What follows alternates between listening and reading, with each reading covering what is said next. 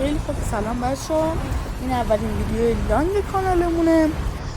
اومدم از نظر خودم دلیل رفتن امینیفرنو و امید سیکس رو براتون توضیح بچه‌ها.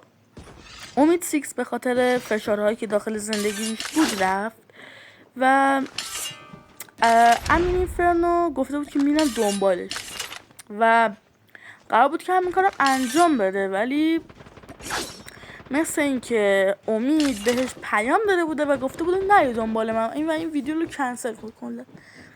بعد امینیفرنو نشسته به خودش فکر کرده، گفته که اگه من بخوام بیام و ویدیو بسازم همه میگن چرا نیومد در مورد امید سیکس ویدیو بسازه، چرا نرفت دنبالش و کلی پشت سرش هیت میدن و اینا و میبینه که هم خودش دیگه پشت سرم هیت میدن، هم امید سیکس.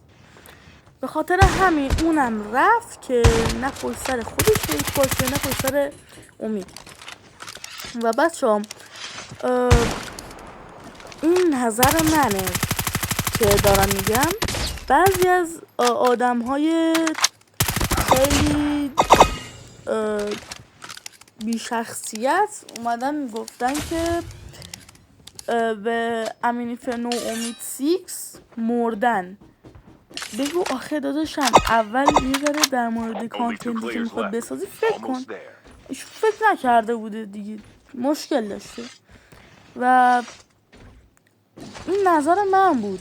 حالا ادامه گیم پلی رو ببینین و آره دیگه ببینین و امیدوارم که از این ویدیو خوشتون بیاد. The safe zone is collapsing. Flashbang grenade. Proceed with caution.